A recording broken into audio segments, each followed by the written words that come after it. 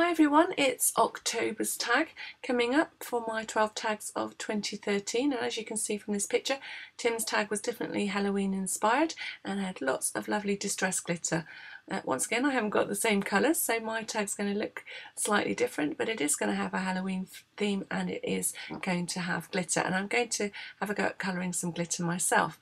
So I'm going to be using distress paints to create a background the same way as Tim did on his tag, and so I'm ready to get started. Let's see where Tim's inspiration leads. As usual, I'm starting with a white base tag that measures 3 by 6 inches, and I'm using my template to trim it into a tag shape, and I'm ready for some spooky fun. Now, Tim used distress paints for his background. I'm using peeled paint, mustard seed and evergreen bough. I'm giving them a little spritz with water, and then I'm ready to begin swooshing the paint onto the tag and spreading the paint with a little water and letting them blend into one another.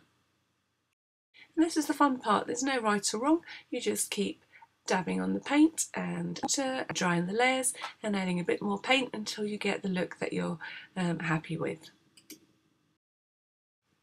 I'm liking this motley effect, but I just want to add some drips of paint into the mix, so I'm just using some watered down distress paint and then dripping the paint down the tag. I'm going to dry the colours in between, and then I'm going to add some of the evergreen bough.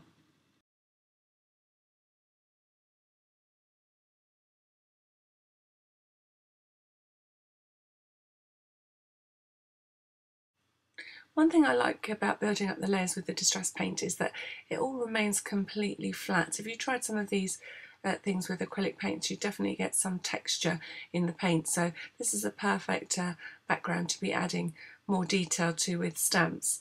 And I'm going to begin by distressing the edges and then adding some black soot distress ink just to make things a whole lot darker, because this is a Halloween tag after all. Rather than using a script stamp that Tim used to add some detail into the background of his tag, I'm using this crackle stamp, and I've done the stamping with black archival ink. I think I'm quite happy with that as my base tag, so we're ready to start adding some detail. So the first thing I'm going to be making is a cauldron for the bottom of my tag. So I'm just getting a rough idea of size, and unfortunately I don't have a cauldron die, and so I'm going to sketch it out. I think it's looking a little bit like a jam jar, but I'm hoping to get something that looks a little bit like a cauldron that I can fill up with a potion on this Halloween tag.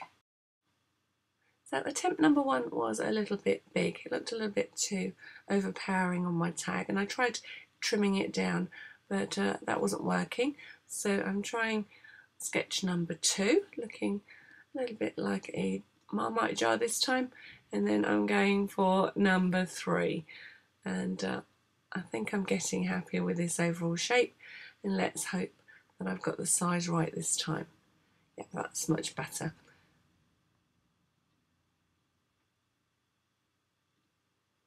There's a lot to be said for having the right dies, but I get there in the end.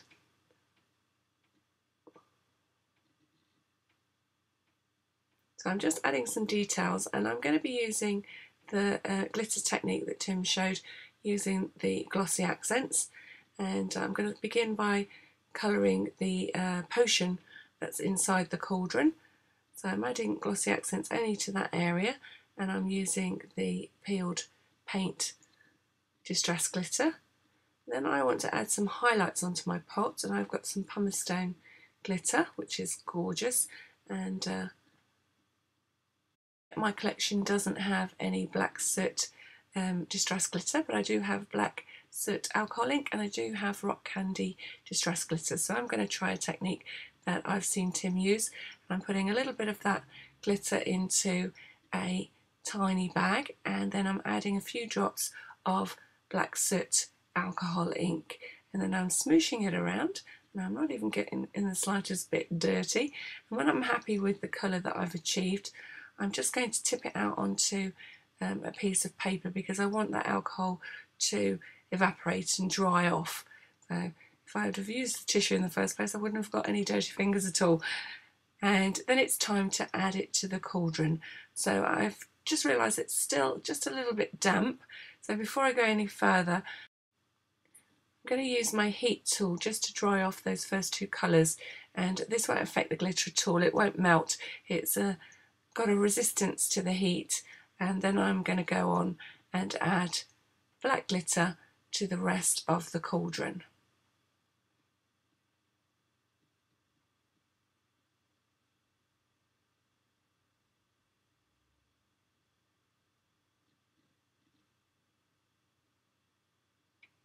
As you can see, the black's working nicely.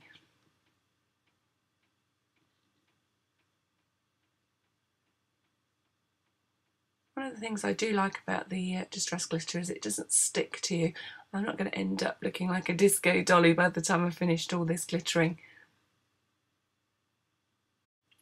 I'm going to be using this lovely Halloween spider, and I'm stamping it with the black archival ink, and I'm going to have one on a long string of web and one on a short string.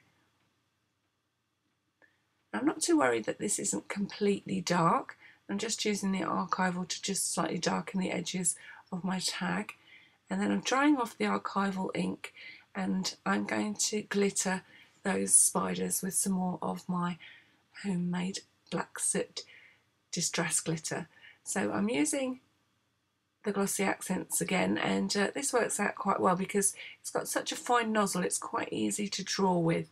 So I'm being a little bit careful, and I've got my pointy tool to clear up any little wiggles that I have with the glossy accents. So keeping things as neat as possible, and then just making that a little bit thinner and then sprinkling on the distress glitter. So I've got a lovely sparkly black spider, and then I'm just tidying up that back leg and the web just so it's nice and fine. The rest of it's looking good, and then I'm going to do the same to the second spider.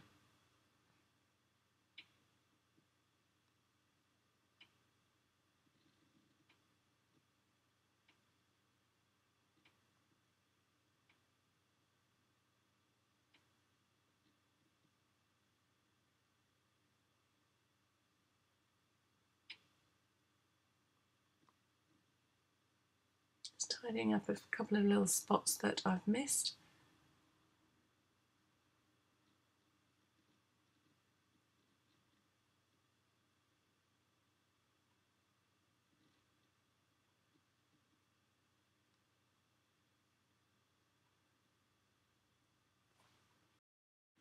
As usual, I'm going to add a frame to my tag, so I'm just cutting a piece of cardstock just slightly larger than the 3 by 6 inches and punching a 1/2 inch circle ready for the reinforcer at the top of my tag. So I'm trimming that paper to size, and then I'm going to be glittering with the peacock feathers glitter just to add a lovely sparkle right around the edge of this glamorous Halloween tag. I love a bit of glitter and a bit of Halloween. I think they go well together, and this colour is absolutely gorgeous. So I literally don't need much because not much of this is going to show, so I'm just glittering right around the edges,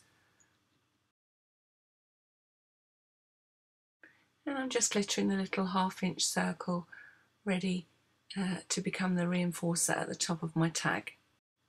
And while I'm using this lovely peacock glitter, I'm also going to fill up this teeny tiny potion bottle. Next, I'm wrapping the bottom of the tag with some black fibres, and I did start out by fanning them out from one corner, but you'll see that I decided that I don't really like that, and I will end up flattening them into a band around the bottom of the tag. And I've also got these lovely lime green pom-poms that I think go with the green peeled paint colour that I've used on the background of the tag.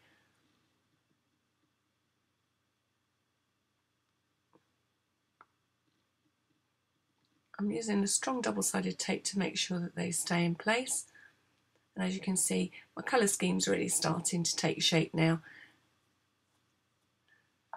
I'm going to need a couple more potion bottles.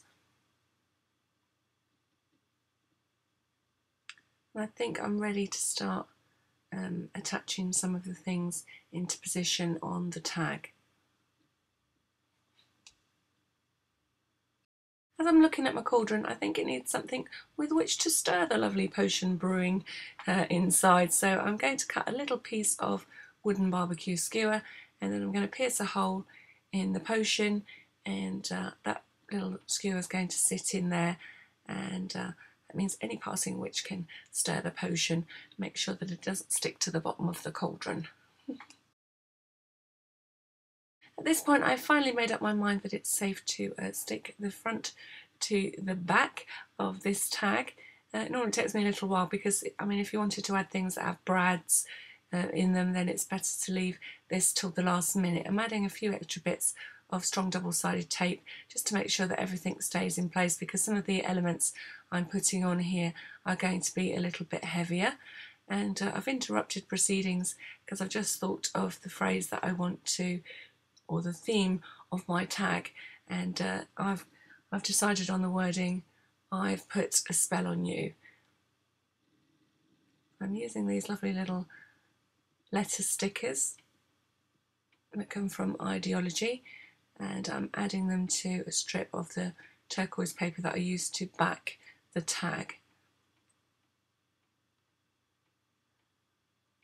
And I'm just spacing out my words so I end up with 3 word strips. So I've put a spell on you. And then I'm going to trim those or cut those out with my scissors. Just adding an exclamation mark off camera there. And they're looking just a little bit pristine. So I think I need to go around the edges with some black soot distress ink. Just colouring the stirrer of the pot with a little bit of mustard seed distress paint, and then drying that off. Now I'm definitely going to join those 2 tags together. You can see that this definitely comes together as I video it. There's no pre-planned tag, just a little smidgen of an idea inspired by Tim's original tag.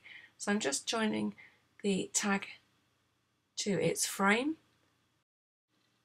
and I'm using some black soot distress ink to just slightly grungy up those words. They're looking a little bit too pristine, and I'm going to attach those to the tag using some foam pads. I'm just placing them on a little bit higgledy-piggledy.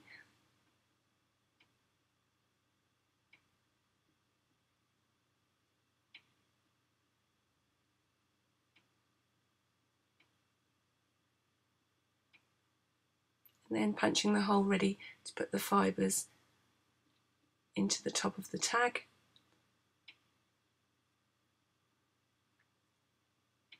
Adding a little bit of ink to the pot stirrer again because it was looking a little bit too pristine. And things are really starting to take shape now. And I've just had a little idea, as this is all about putting a spell on you. I'm going to add some little hearts so that my spiders look like they're in love, and I'm just trying to decide where to put them. I like the little splash of red that it brings. I thought at first I might have little hearts just escaping from my spiders as if they've fallen in love, a little bit like the Zeds you see on cartoons when people are sleeping, but I thought that was going to be a little bit too much. So they've just got the perfect leg position that I can put a little heart in between as if they're holding those little hearts, and I'm putting a heart on my pot, which of course is brewing up a lovely love potion. And of course that's how my spiders fell in love, because they've been breathing in all the fumes from that witch's cauldron. So adding a few more spooky fibres to the top of the tag, and I'm just trimming a few off the bottom because I don't want them to encroach on my little spider's webs. And then I'm ready to glue the little hearts in position, a little tiny dot of glossy accents, and also I think I'm just about ready to glue the heavier embellishments in place. So I'm going to be using silicone glue to do this once I get it unblocked. And as you can see, I'm using a generous dollop. I nearly had an accident there, but it's survived. And I'm attaching it so that it just sits off the edge of the tag, and then it's time to fill my potion bottles. So this first one I've filled with a little bit of the peeled paint distress glitter, and for some reason I have decided to work off camera while I put the little red heart onto the little pot.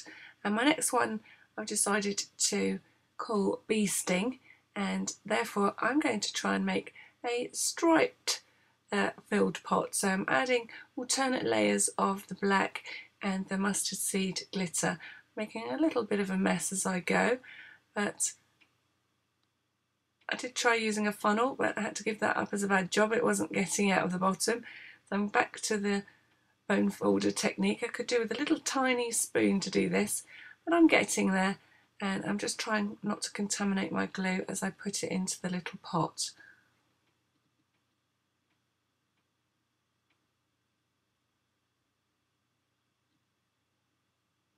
And then one final layer of the yellow. And on all of the little potion bottles I've added some glossy accents to the little cork to make sure that they stay in position and don't let all those lovely glitters fall out of the little potion pots. And it's time to make some teeny tiny details, so I'm making some very small tags, and I'm just adding the holes to the top of them so that I can thread them. So I've got a group of little tags, and I'm going to ink them all up with my black soot distress ink because they're looking a little bit too white. I do intend to leave them fairly white because I think they'll stand out nicely against all the dark colours that are on the tag. And then I'm adding some teeny tiny words. I've got the date, October 2013, and inspired by Tim Holtz, something that I've put on all of my tags this year. As well as the tags, I need two tiny little labels for my potion bottles.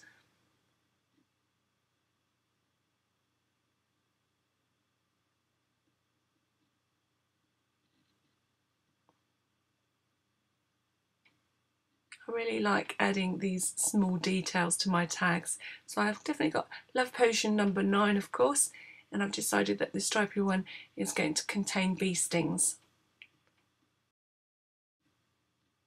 I'm not sure why, but it just goes with the black and white stripy glitter that I've put inside.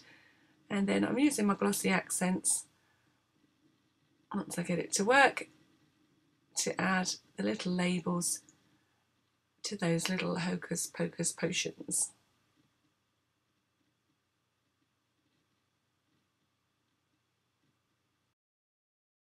And I've added some yellow thread to those teeny tiny tags, and I'm just deciding which ones are going where, and I'm going to add this one which says Spooky Spells Limited to the spoon of the cauldron. And the bow does take me a little while, but I get there in the end.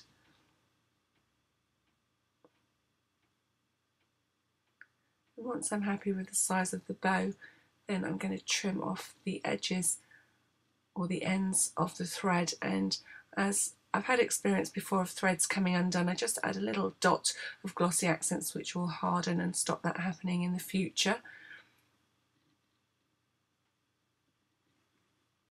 I'm tying the threads into little bows for the 3 little tags that I'm going to have sitting on one side of the tag, and they say October 2013, inspired by Tim Holtz, and Happy Halloween. And you'll see that as I attach these to the tag itself, I'll trim these bows a little bit smaller because they're a little bit big at the moment. The final 2 tags are going to be attached to my potion bottles.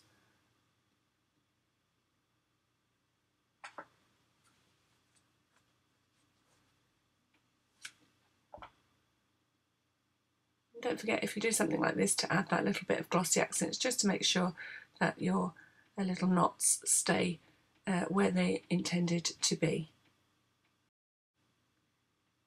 So I'm gluing the potion bottles down again, making sure they're stuck down well with some silicone glue.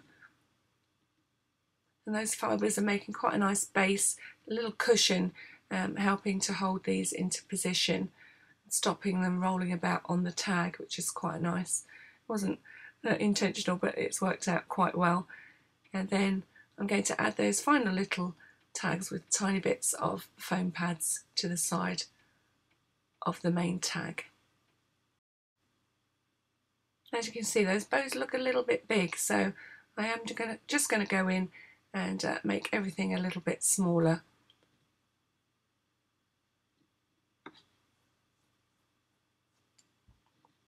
So there you have it, from Tim's inspiration to my interpretation. One very glittery and spooky tag. So I've had good fun doing this. It's almost like playing with dolls' houses, and I hope that you like it. Don't forget, if you like my videos, press that subscribe button, because I'd love to have you join me, and I'll be trying my best to get my final tag, which is the January tag that I missed right at the beginning of the year, finished and posted, ready to finish this challenge in 2013. Now, I don't know if Tim's going to do a 2014 set of tags, but if you've never played along, then I definitely recommend it. It's something that gets your creativity going, and you can get out all your supplies and play along.